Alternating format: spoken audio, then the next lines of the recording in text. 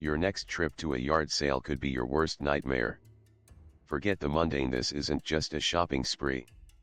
These are real-life encounters with terror that will shatter your sense of safety. You need to hear these chilling stories now, because the horrors I'm about to reveal could be lurking around the corner tomorrow.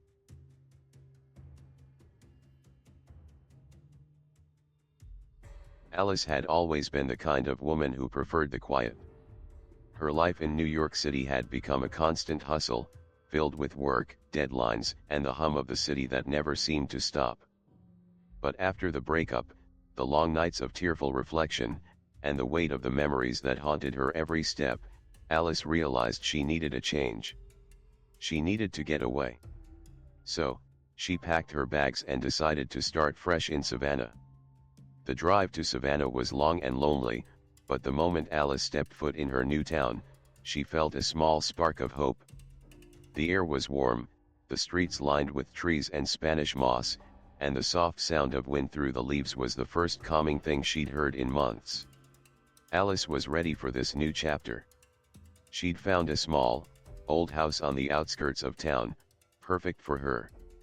It had an antique charm, a little rundown, but with enough character to make it feel like home. She smiled to herself as she entered the house, the floors creaking beneath her feet. As she unpacked her things, the house felt oddly silent, like it was waiting for something. The walls seemed to breathe with age, the air cool but not cold. It was a place full of history, yet it felt like it had been abandoned for years, as though no one had lived in it for a very long time. It wasn't the perfect home, but it would do. The imperfections, the flaws, they gave Alice something to focus on, something to fix. A project that might help her heal. It wasn't long before Alice ventured out to explore her new neighborhood. The small town charm of Savannah made it feel like something out of a movie. People walked slowly, greeted each other with warm smiles, and there was a sense of ease that Alice hadn't felt in a long time. On her second weekend, as she wandered through the quiet streets, she stumbled upon a yard sale in front of an old house. The house itself was covered in ivy, with large oak trees surrounding it. It looked ancient, its weathered walls holding stories Alice could only imagine. She wandered over, intrigued by the collection of antiques and trinkets displayed on the tables. A soft breeze carried the faint smell of old books and wood polish. As she sifted through the piles of items, a vintage teal dress caught her eye. It was hanging on a wire rack, its fabric smooth and inviting, with a deep, almost magical hue. The dress seemed out of place among the dusty old books and worn-out furniture, but something about it drew Alice in. It wasn't just the color, it was the way the dress seemed to glow, almost as if it had a life of its own.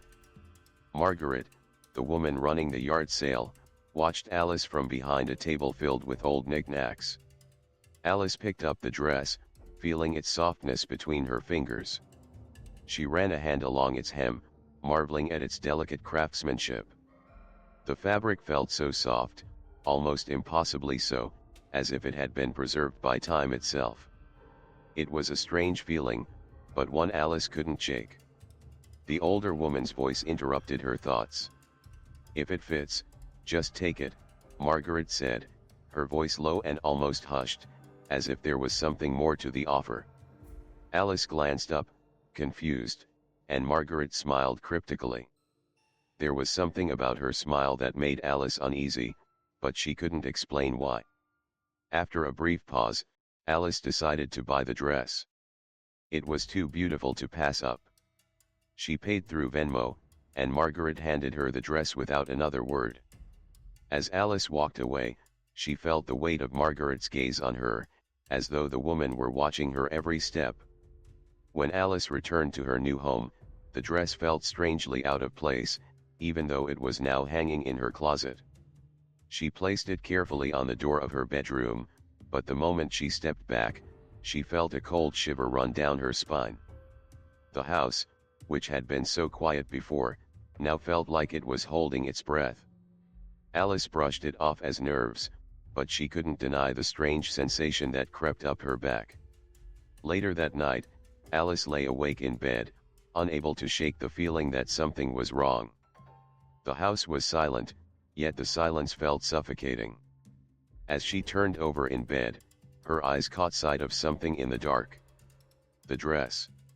It wasn't hanging on the door anymore. It was laid out neatly on her bed, as if someone had carefully placed it there. Alice's heart raced. She quickly stood up and crossed the room, convinced that she must have imagined it.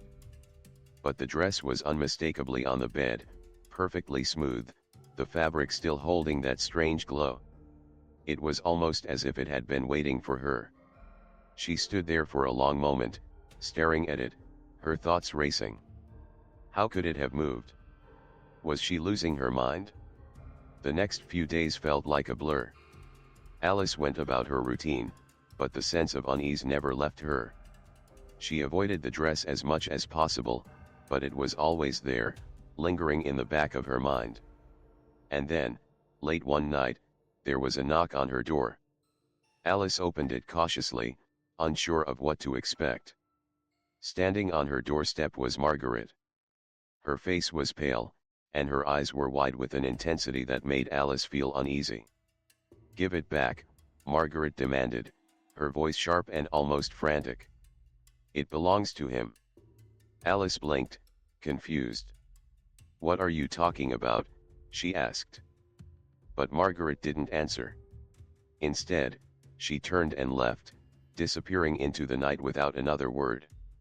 Alice stood in the doorway for a long time, trying to process what had just happened. Margaret's visit was only the beginning. Over the next few days, Alice began noticing the woman appearing in places she couldn't explain. At the supermarket, in the parking lot, on the street as Alice walked to work. Margaret was always watching her, and there were no words exchanged. But Alice would find strange notes left behind, cryptic messages written in an elegant, looping script. "Give back the dress," they read. "You can't escape what's coming next." Alice tried to ignore the growing sense of dread that followed her everywhere. It wasn't just the dress anymore, it was Margaret herself, a shadow that seemed to loom over her every step. Alice couldn't shake the feeling that something terrible was happening, but she didn't know what it was or how to stop it. Desperate for answers, Alice began digging into Margaret's past. What she uncovered was far more terrifying than she could have imagined. Margaret had once been in a relationship with a man who was completely obsessed with the dress. He had a strange connection to it, as though it held power over him. But he had disappeared under mysterious circumstances, and Margaret had been left behind, clutching the dress like a lifeline. Alice now understood that the dress wasn't just an item of clothing. It was a curse, a powerful object that controlled the minds of those who came into contact with it. Alice realized she couldn't keep the dress anymore. It had to be destroyed. She didn't know how, but she knew that the dress had to be burned, erased from existence. So, one evening, she set the dress on fire. She watched as the flames engulfed the fabric, but as it burned, something strange happened. A shadowy figure appeared before her, the flames flickering and dying down. Alice heard whispers, soft and unintelligible, as if the house itself was warning her. But the dress was gone. Or so she thought. For the first time in weeks, Alice felt a sense of relief.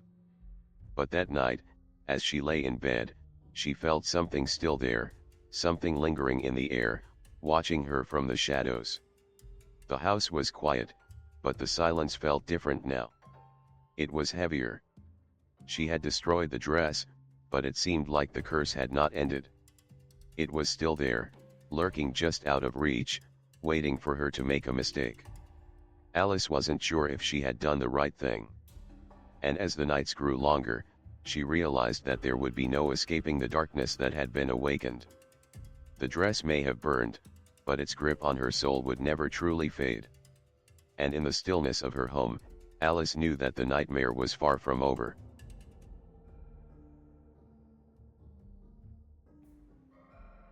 Tom had spent most of his life working hard, providing for his family, and doing everything by the book.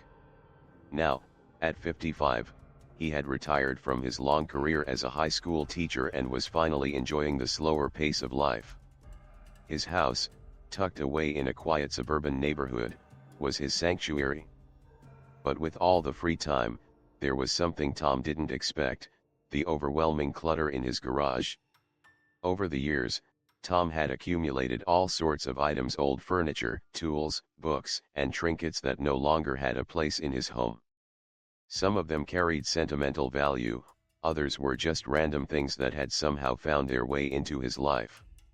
One morning, after much prodding from his wife, he decided to clear out the garage and hold a yard sale. He meticulously sorted through everything, marking items with prices, and setting them out neatly on his front lawn. Tom was the type to take pride in orderliness and precision, and today was no different. He hoped the sale would not only declutter his home but also bring in a little extra cash. As the first customers trickled in, Tom went about his business, chatting with neighbors and keeping an eye on his items. It was a quiet day, and he was enjoying the novelty of being able to sit back and relax. But then, in the middle of the afternoon, a man appeared at the end of his driveway. The man was of average build, with dark hair and a slightly weathered look. He didn't seem out of place at first. He wandered around the yard sale, picking up various items, and occasionally asking questions. But something felt off. Tom noticed that the man's eyes lingered on certain objects that weren't for sale. They were just things Tom had kept in the garage: a few old boxes, some dusty tools, and a broken lamp. These items weren't part of the sale, but the man kept asking about them, as if they held some significance. Tom, feeling uncomfortable, politely declined to sell anything that wasn't on display. Yet the man didn't leave. Instead, he came back the next day, and the day after that, continuing to ask questions about the same items. There was something almost unnerving about his persistence. Tom couldn't understand why the man was so interested in these objects, things that were clearly just junk to anyone else. As days passed, Tom began to notice odd things happening around his house. Small items started disappearing from the garage. At first, it was something minor: a wrench here, a box of nails there. Tom brushed it off, thinking it was just his forgetfulness or perhaps a simple mistake. But as time went on, the items disappeared at an alarming rate. One evening, Tom realized that something much larger was gone: an antique tool set his father had passed down to him. It was an item of great sentimental value, and he hadn't seen it in days. His mind immediately went to the man who had been coming to the yard sale. Could he have stolen it? The thought seemed almost absurd, but the more Tom thought about it, the more it made sense. The next time the man appeared, Tom decided to confront him. He had noticed the man sneaking around the garage late at night, under the cover of darkness, as if trying to avoid detection. Tom, growing frustrated and suspicious, made his way outside to confront him. As Tom approached the garage, he saw the man slipping through the side gate. The man turned, spotting Tom, and for a moment, they just stood there, eyeing each other. Tom asked what the man was doing, but the stranger only grinned, a strange, unsettling smile that seemed to mock Tom's concerns. Without a word, the man turned and walked away, disappearing into the night. Tom stood there, heart racing. Something wasn't right. He felt a growing sense of dread, as if the stranger wasn't just after material goods, but something deeper, something far more sinister. Tom couldn't shake the feeling that the man was watching him. He started seeing him around town, at the grocery store, walking down the street, standing just far enough away that Tom couldn't be sure if he was being followed. Tom tried to ignore the feeling, but it gnawed at him every day. Every time he turned a corner or went outside, he half expected to see the man lurking in the shadows, observing him with those unsettling eyes. The missing items kept piling up. Tools, boxes, and personal belongings all gone without explanation. Tom felt like he was losing control of his own life. His wife noticed his growing paranoia, but he couldn't explain to her what was happening. He couldn't put his finger on it, but he knew the man was connected to it all. There was something about him that didn't sit right. Something that felt like an intrusion, a violation of Tom's sense of peace and security. One night, Tom stayed up late, keeping watch from his living room window. He had a bad feeling that the man would come again. And sure enough, in the stillness of the night, Tom saw a figure slipping around the side of the house. His heart raced, and he grabbed the flashlight. He wasn't going to let this go on any longer. Tom went outside and approached the man as he was rifling through the garage. This time, Tom's voice was firm, commanding the stranger to stop. But the man only laughed a low, eerie laugh that sent a chill down Tom's spine. He turned and walked away without another word, leaving Tom standing there, more confused and afraid than ever. The following days brought more confusion and fear. Tom didn't know what to do. The police were no help. They couldn't find the man, and there was no evidence of a crime. The missing items were gone, but there was no proof anyone had taken them. It was as if they had simply vanished into thin air. Tom's anxiety deepened. The man was still out there, somewhere, watching, waiting. And Tom couldn't shake the feeling that this was more than just a simple case of theft. As the weeks passed, strange things kept happening. Tom felt eyes on him at all times. The man would show up in his peripheral vision, just at the edge of his field of sight, but when he turned, no one would be there. There was a constant feeling of being watched, a pressure in the air that weighed down on him like a storm cloud waiting to burst. Tom couldn't sleep. Every creak of the house made him jump. Every shadow in the corner of his eye made him turn in terror. Finally, Tom came to a realization. The man wasn't just a thief. He wasn't just a stranger. There was something far darker about him, something malevolent. Tom's mind raced with thoughts he didn't want to entertain. The man had a presence that was beyond human. It was as if he were a ghost, or something worse, something that had come to claim him, to drag him into the darkness. The yard sale, which had seemed like a harmless event at the time, had opened a door that Tom could never close. And now, it was too late.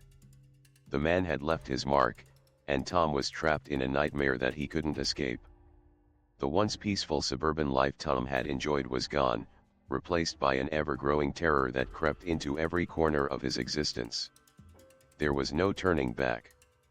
The man was still out there, and Tom knew that the worst was yet to come. The question wasn't whether the man would return, it was what would happen when he did. And when the shadows fell again, Tom knew that he would have no choice but to face whatever nightmare the stranger had brought with him.